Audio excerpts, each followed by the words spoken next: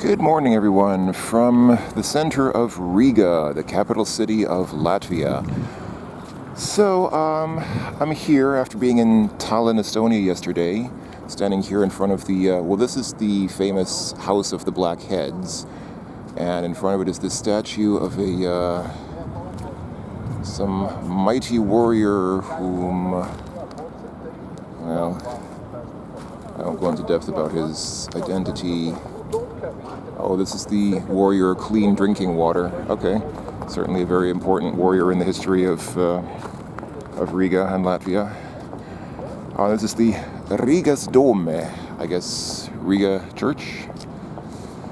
So yeah, here in Riga, I was originally going to make just one video about my trip to the Baltic states and just combine all the three countries into one. But I actually ended up filming more of Tallinn than I thought I would, so I think I'm gonna, rather than making one huge video, which would be like 2 hours long or even more maybe, I'll probably split them up so that each country gets its own video. So, since this will probably be its own video, I will repeat my disclaimer, which I made at the beginning of the Tallinn video, since probably some people will watch this video but not the Tallinn video, so I'll repeat what I said before in Tallinn. This is a fairly low effort, low expectations video because I'm here on vacation in the Baltic states, even though I was here before. And last time when I was here, I wouldn't say I disliked it, that would be putting it too strongly, but I just didn't find it all that fascinating. I didn't find the Baltic states to be the marvelous place full of Eastern European secrets just waiting to be unlocked that some people seem to perceive them as. You know, they're nice, they're not bad, they're just, for a tourist, or indeed for expats, people who might be thinking of living there, I just don't see much appeal in them, to be frank. And I don't like saying negative things about countries because I know that in the past some people have watched my videos, you know, people have seen my videos on their countries, like people who live in places are curious to see what people on YouTube have to say about their countries, and so people have watched my videos, and if I've made negative commentary about some places as I have in the past, and people get upset and they say, well, who are you to insult my country, you know, why do you go there if you don't like it? And, you know, to me it was just giving my honest opinion, but yeah, I figure if I don't have anything, now I figure if I don't have anything nice to say, I might as well just not say anything at all, because there are certainly enough people who have made videos of these places already. My tiny little videos with their very small, very low viewership are probably not worth making if I don't have anything particularly positive to say about the places where I'm going. But I'm here in the Baltic states because I had a little bit of vacation left over that I need to take before the end of March. So here I am in early March in Riga. And that having been said, I'll be honest, having been through the Baltic states before, Riga is for me, well, Latvia in general is for me kind of the low point of the Baltics. It looks nice from here because I'm in the city center, and, you know, the city center is always very, you know, very touristy. It's always something that they try to make appealing and tourist friendly, but Latvia in general is a bit underdeveloped if you compare it to a place like Estonia. Now, Estonia is not super wealthy, but it is, I would say the standard of living there seems to be at least fairly modest for the most part. But Latvia has often suffered from lack of good development. It's always been kind of economically struggling as far as I can tell. And once you go outside of Riga, you see that fairly quickly. And even in Riga, there seems to be a preponderance of Gopnik-style people. And, in theory, I don't have anything against Gopniks. I mean, Gopniks, as just young men who wear Adidas tracksuits, that's, there are fun Gopniks who are just young Slavs who like to squat and wear tracksuits and eat simichki all day. And then there are, the slightly more malevolent or malicious Gopniks who are basically just petty criminals who will mug people or things like that. I'm not saying there's a great deal of such people in Riga, but I get sometimes walking around Riga at night, I sometimes have felt just a little bit, not really unsafe, not like walking through, big American cities, in the bad parts of big American towns, but, there are some parts of Riga which are just a little bit rough by comparison in comparison to Tallinn.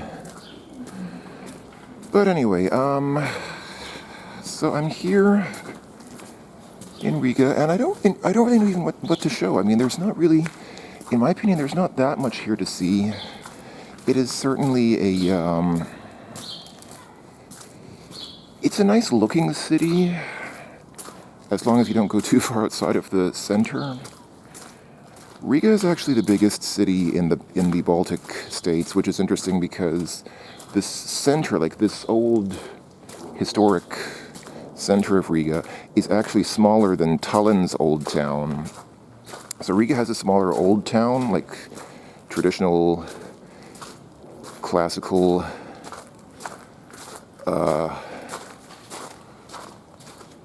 historical old town center. But Riga as itself, when you include the suburbs, is actually, again, it's larger than, it's the largest city in the Baltic states. Which basically means that Riga has a huge suburb, or suburbs. There are a lot of people who live like on the edge of the city in kind of, communist style apartment blocks. And the rest of Latvia is very rural, very agricultural. And you'll see signs of, I'm sufficiently ignorant that I don't know whether this is really where these banners are from, but I think we're seeing some Germanic influence here. And it's an authentic medieval restaurant. Riga, like Tallinn, was a Hanseatic state. It was, or city. It was a Hansestadt. It was a member of the Hanseatic League. And so because of that, you will occasionally see little traces of German culture here. There are some places where that Hanseatic German influence is still to be seen here and there. But mostly it seems to me like what they've done with Riga is essentially build lots of nice churches and hope that that's enough. So if you like architecture like that House of the Blackheads where I started, it might be a nice place because there are a lot of very nice looking churches here. But I would posit, and I know some people are going to disagree, that there's just not much to see here. And traveling through Latvia, especially outside of Riga, it's always just a little bit uncomfortable for me because you always kind of feel that Eastern European sort of want, which is prevalent in several Eastern European countries. And, there are different kinds of lack of development. There are countries, I think Estonia is actually a good example probably. There are countries which are not particularly wealthy, but try to make do with what they have. Like try to make the best they can with what they have, and where people are industrious and try to keep their city and their country clean and safe, even though they may not live in the wealthiest of places. And then there's the other kind of underdevelopment where people are just kind of bitter about being poor. Like, people are really upset, and they say, why was I born in such a poor country? Why couldn't I have been born in Monaco or something like that? And it kind of makes them a little crazy. Like, some people, I mean, I know it's very cruel and insulting, but it seems to me that a lot of Latvian people are just a little crazy. They're just a little bit isolated from the rest of the world in such a way that, when some people are very isolated, they kind of lose touch with reality, and they sort of develop this very solipsistic set of their own ideas, which is foreign to reality, as Germans might say, realitätsfremd, reality foreign. Speaking of Germans, again, old Riga. I think this is well, it's not explicitly German, but I think just the use of the black letter font there kind of suggests German influence. Of course, you could use that anywhere. I mean, Los Angeles uses a similar font well, I think not officially, but many of those Los Angeles shirts that you see use a similar font, so it doesn't necessarily have to reflect Germanic influence. But anyway, that windmill might, though. But yeah, it just seems to me that Latvians are just a little bit unstable. Like, not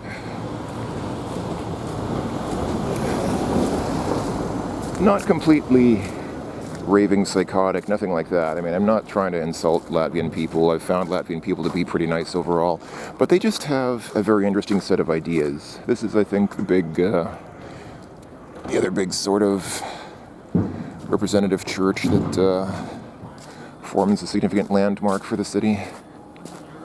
I guess it's a Reformation church. I think it says Reformatias Laukums on the front, so Reformation church. Latvians are just, and it's not bad. Like, it's actually kind of charming, when they start talking and they reveal their kind of crackpot ideas to you. It's kind of like talking to a flat earther, somebody who believes that the earth is flat. It's like their ideas are not dangerous or threatening, but almost charming in their sort of naive detachment from reality.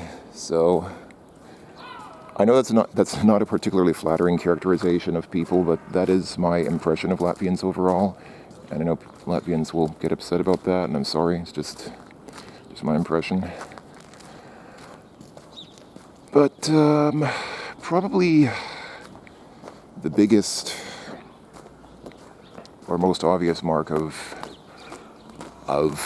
German culture remnants here, besides some of these churches, like this church here reminds me of that building in is it Stralsund? That city that's just the gateway to Riga in northeastern Germany. There's some famous building there which kind of looks like this. I think this is probably from a similar cultural direction. But aside from the architecture and a handful of maybe Hanseatic symbols, I think probably the most obvious sign of German influence here is this statue right here. This is the Bremen musicians. So in Bremen, which is a city in Germany, there's a similar statue. There's a German fairy tale about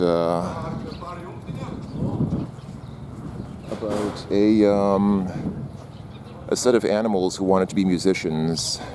And so there was a donkey with, what was it? I forget. I mean, it looks like a donkey with a pig riding on its back, and then on the pig's back there's a cat riding, and then there's a rooster riding on the cat's back.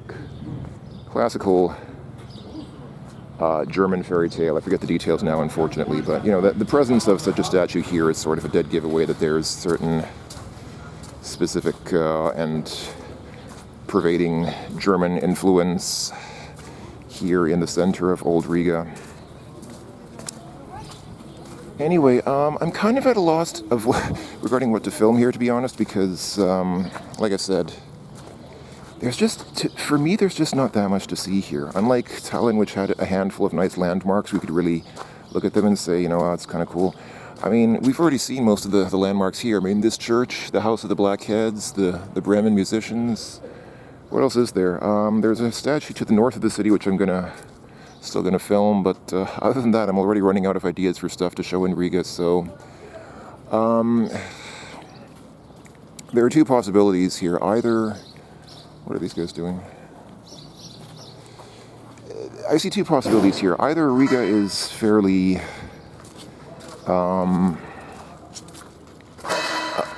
lacking in terms of significant tourist appeal, or I am just ignorant and I am lacking in terms of awareness of Riga.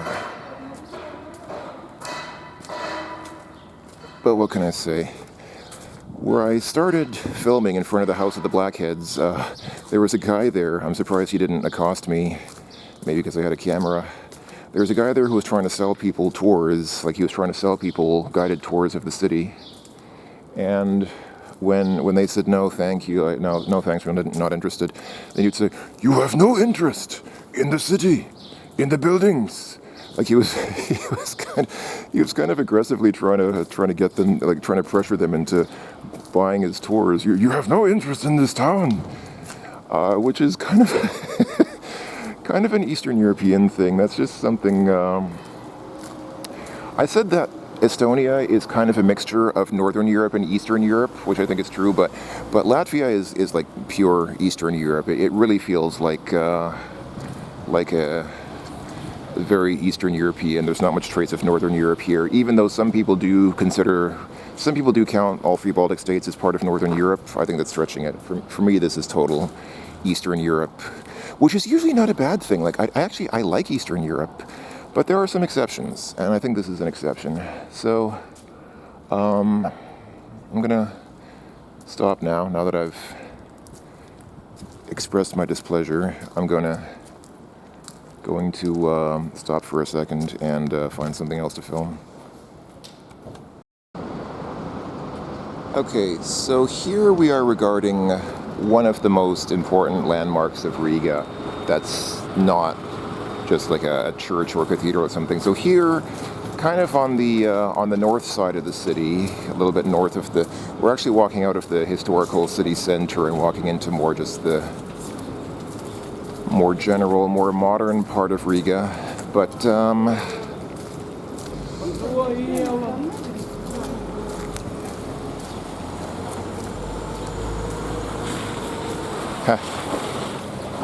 this store is reserved. Does that mean you can't go inside because it's reserved? Or does that just mean that it's that it is not inclined to towards small talk because it's reserved? Not sure. Anyway, so yeah, I'm actually walking out of the city center here. So the monument here in question, I'll zoom in on it a little bit from afar just so you can kind of get an idea of the scope of it. It's probably going to be hard to really appreciate its scope when we get close to it. That's the thing, these really tall things, you can't really appreciate how tall they are when you're standing right next to them. You kind of have to see them from a distance and see them in scale to the rest of the city.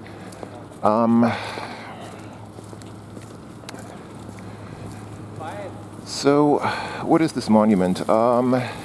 It has some name in Latvian, which I've already forgotten, but the translation is simply Freedom Monument. It is the Latvian Freedom Monument. And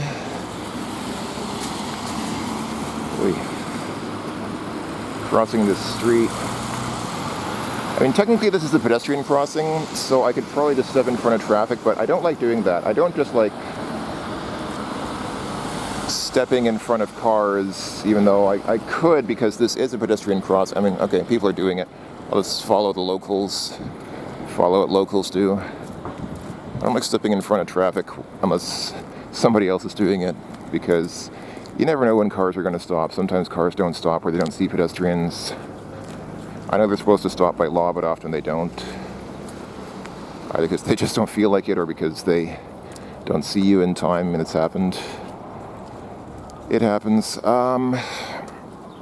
So the monument looks a little bit Soviet. You might think at first that it has some Soviet roots. And I guess it does, because I think it was built during Soviet times. I think it was built in, I actually looked it up, I think it was built in 1935. But it's not specifically a Soviet monument. It is actually a monument to Latvia's independence after World War I. And because it is a Latvian monument,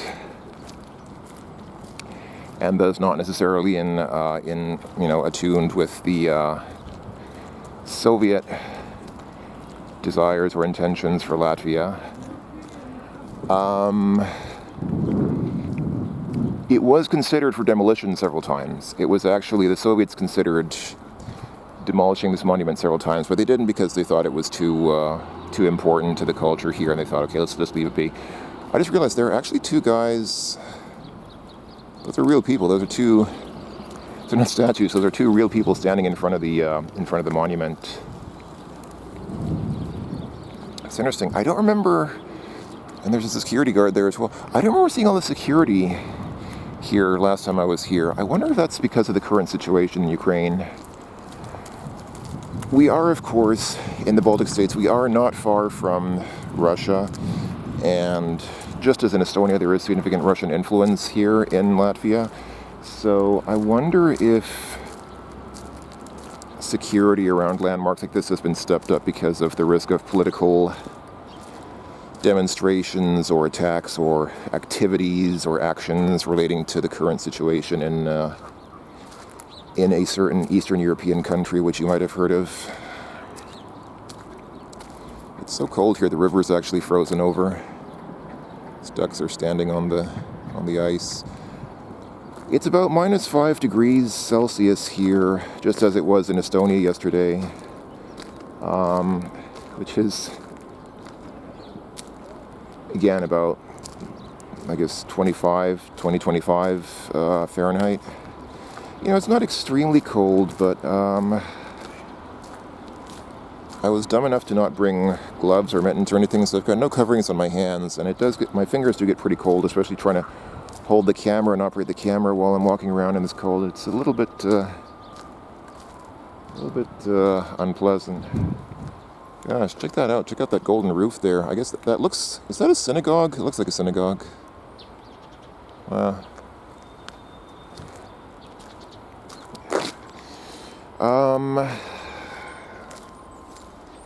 And this is a nice little park that runs along the northern edge of Riga. It's pretty nice here. I mean, this is a nice little, I always enjoy parks. Who doesn't like a good park, little place to get away from the bustle of the city, although the city's not very bustling, actually. I don't know who this is supposed to be. Looks like some young woman just throwing her arms wide open in unrestrained love for the world, saying, "I love you this much." And over there I hear a person playing what sounds like the flute, or panpipes or something like that. Or actually, I guess probably just a recorder. That's nice. So yeah, this park just to the north of the city center is probably the highlight of Riga for me. I guess let's see, where should I go? Just trying to think. I guess that's the Embassy of Germany up there. Just seeing the German flag there and the German coat of arms or crest or whatever on the building. That's probably the German embassy there. And that must be the French one there, I guess, since I see the French flag hanging there. I'm going to assume that is the French embassy. So yeah, this is a nice place. This is probably one of the nicest places in Riga for me. I guess I should go south though, because this is just a small river. The larger river is on the south side of the city, so I should probably, or kind of southwestern side of the city. So I should head out there and see what we can find there. This building is crooked.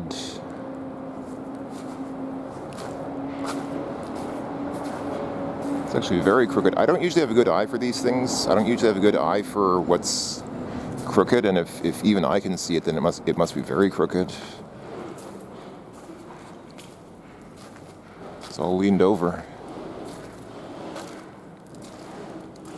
Yeah, you can even see. You can see there's it's like a gap there. Like it all shifted over to the right, and they had to build in the gap there with bricks to fill up that gap that formed. I wonder what it's being used as. It looks like it's not. It's probably not in use, but it looks like it might have once been a church. I don't know. Oh well, greetings from the maybe the crookedest building in Riga. Okay folks, jump scare warning. This is absolutely horrifying. I guess it's supposed to be supposed to be a bulb of garlic, because there's a restaurant here which I guess uses garlic as a symbol.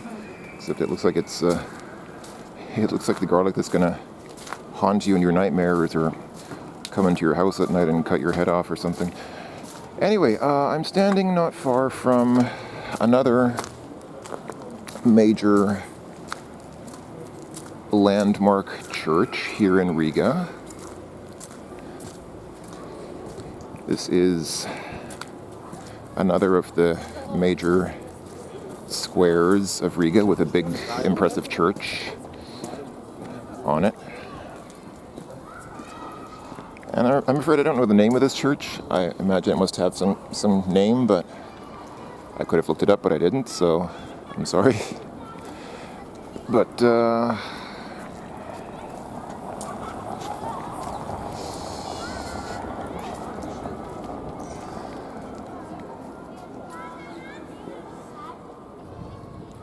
this is, it's a pretty nice square. All this snow lying around with those children playing in the snow, throwing snowballs and so on. That is a very small scooter.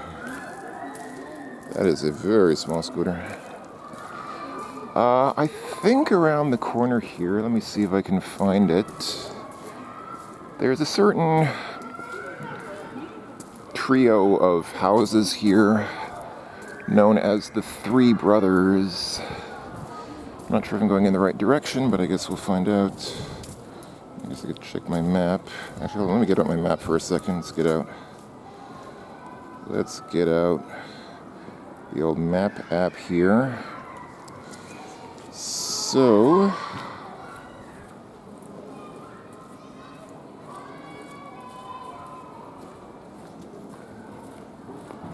am I on the right track here? I think I am, maybe.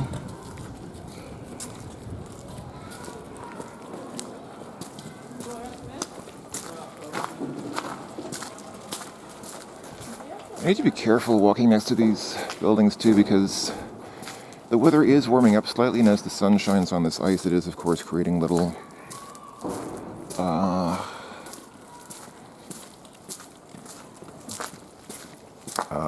what in German are called Dachlawinen, literally roof avalanches.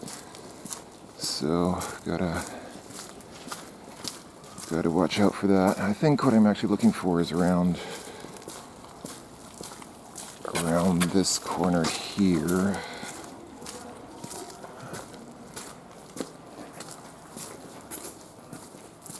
Oh, there's another church here. Yeah, see, Riga has a ton of churches. It really has a ton of distinguished churches of varying architectures.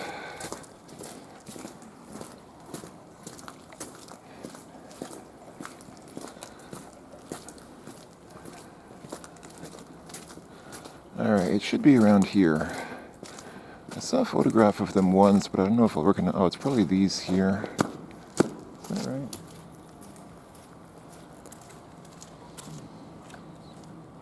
I know they don't look that distinctive. You kind of have to. It's not something that would really jump out at you. Like you wouldn't say, "Oh wow, that's really the most incredible thing I've ever seen." You'd kind of have to know that it's something of a landmark to actually pay any attention to it. But I think it's these... I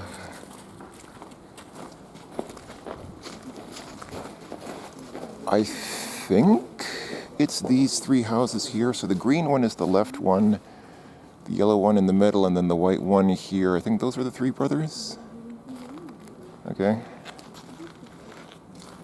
Oh, that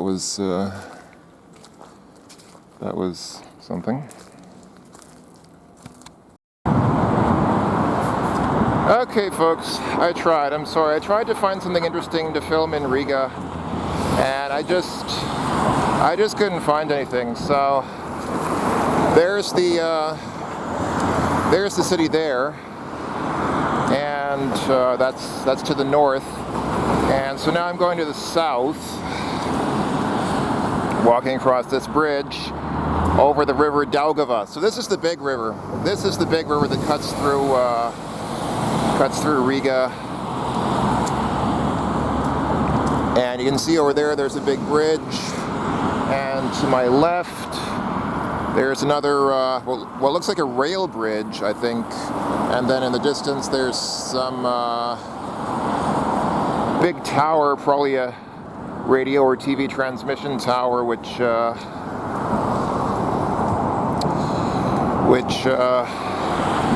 might be interesting to see, but unfortunately not going to be able to see it today. You can see even this river, you can see how cold it is, because even this huge river is mostly frozen. I mean, this part right next to the bridge is still melted. There's still some water flowing, you can see, but there's like this layer of ice over it. It's mostly frozen, so that's how cold it's gotten. So, like I said, as far as I can tell, for me, Riga is a few really nice churches and nothing else. It seems like they thought, hey, if we build like about a half dozen really very nice looking churches, that'll do for a city. But I'm sorry, I just expected a little bit more from a city than that. And I admit that I didn't do much research. I mean, when I do these travels, I never do much research. I usually just want to go somewhere and see what the place is like. Because, you know, my videos are not... I'm not trying to capture all the tourist sites. You know, a lot of people watch my videos and say, why didn't you do a better job of catching all the tourist attractions? You didn't film all the famous towers and cathedrals and things like that in the city. Well, I'm not trying to make a video just showing the tourist attractions. There are already enough videos and pictures and information like that on the internet that, you know, you can find enough of that kind of stuff online. And then then I get people to say the opposite. There are people who say, why did you just focus on the tourist areas? Why didn't you go a little bit outside of the city center and show kind of the more outlying areas, you know, where real people live? Well, I try to do both. I try to capture like the most important tourist landmarks and also show a little bit of the more kind of average real life away from the city, you know. But it's just the problem is most of that stuff is very generic. You know, one suburban residential neighborhood looks very much like another in most places. There's not a huge difference. So, you know, I can walk down the street and say, here are some people's houses, here are some cars parked on the street. But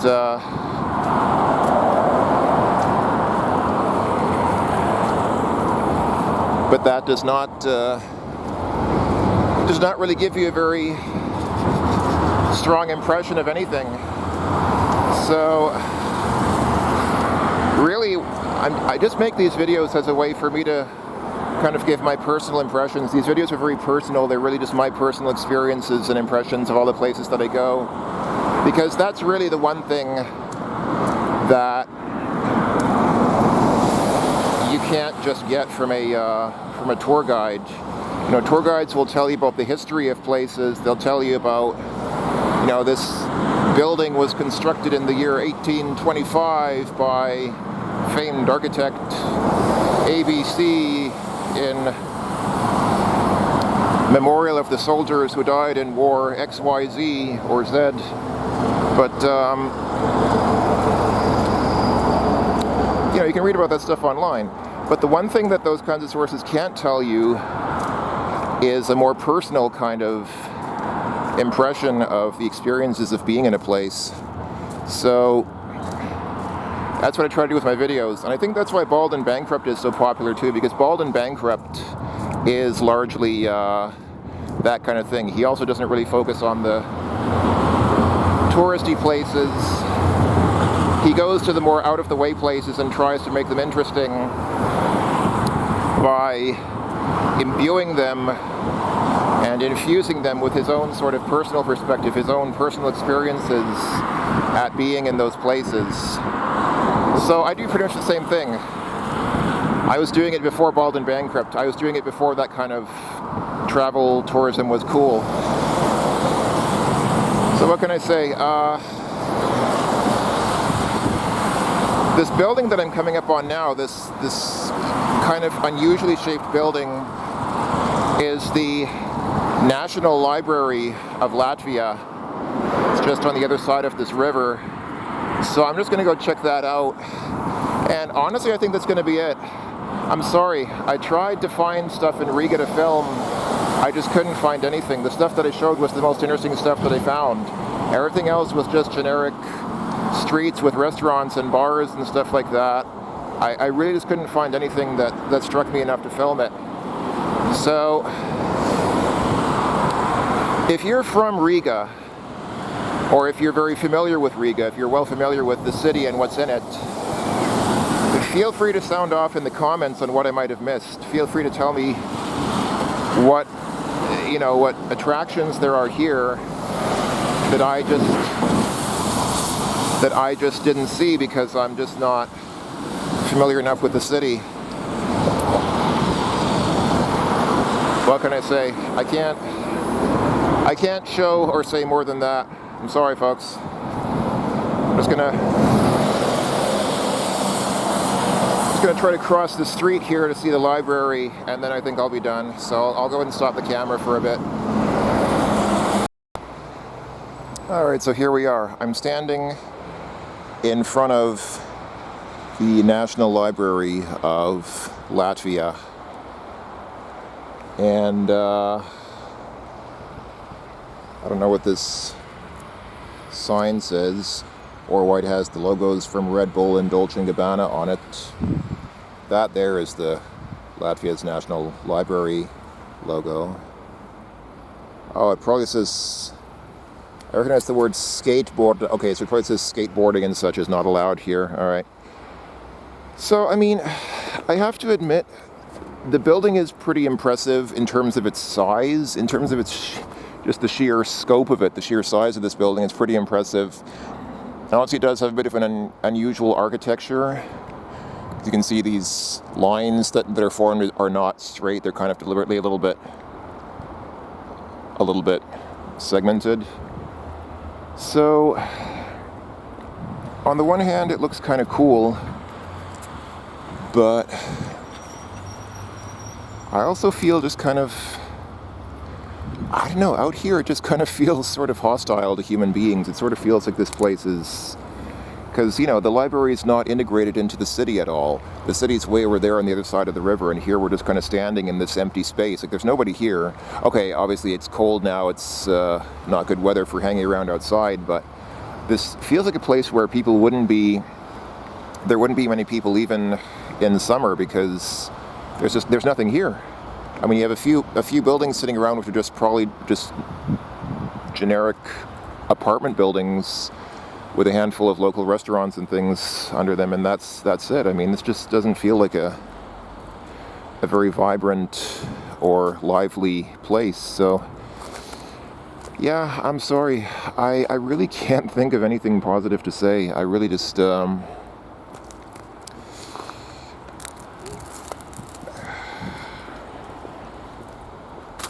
overall experience here is just like, you know, you have a handful of nice-looking buildings, but beneath the surface of a nice city with some attractive architecture, there's just no substance to it. There's just nothing underneath that surface. So, I mean, this is my third time in Riga, and the same impressions that I had back then are the ones that I have now. So sometimes if I'm not sure about a place, I'll come back to it and try and see if I make, because sometimes on your second impression you get a different impression than the first time. But that's just not been the case for me. What I've said has always been my impressions of Riga all 3 times that I've been here now. So it's not a bad place. It's not a horrible place. There's just, for me, it's always just kind of a middle stop, just kind of like a highway stop between Estonia and Lithuania. So I'm sorry if you're from Riga or from Lithuania. I'm sorry. I know that I've probably rather badly insulted your country and your capital city, and I feel kind of bad, but I figured since I was here I should make a video once and for all, just showing what I see in the city and what I think of it. So that's that. I'll sign off now, and next video will be in Lithuania, where hopefully I'll have some more positive things to say. Thanks for watching. Sorry to be such a downer, but I'll talk to you folks later. Okay, I'm here at the Riga bus station shortly before my bus trip to Vilnius. This is, I don't know, this is some canal, I guess, that goes into the river there. But I found something cool here, so let me end on a positive note, because I found something really awesome in the bus station.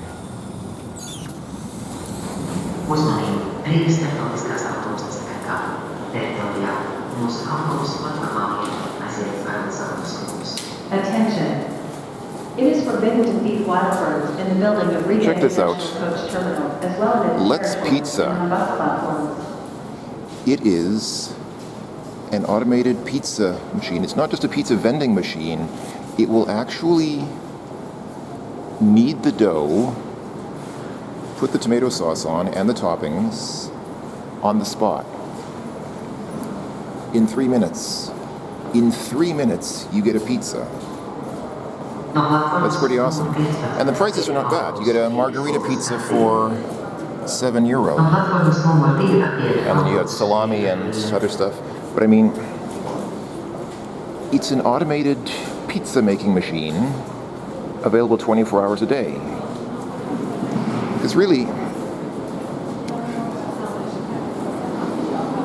if you are a person of culture, you know that there is really no food in the world worth eating except pizza. I mean, people should just eat pizza all the time. There's no other food that needs to be eaten. And there's always a problem that there's not enough pizza around. But now here at the Riga bus station, you can get a freshly made pizza made from like machine kneaded dough in 3 minutes, 24 hours a day. Now that's pretty awesome. If nothing else, you should come to Riga just so you can enjoy the freedom of being able to have pizza anytime without needing a pizza place to be open. That's pretty cool. That's a positive note to end on. I'm glad I came to Riga because the presence of this pizza automaton has made me very happy. Today was a good day. I saw an automatic pizza making machine at the Riga bus station. That was pretty awesome. So on that note, on this happy note, I will sign off, and thank you again for watching.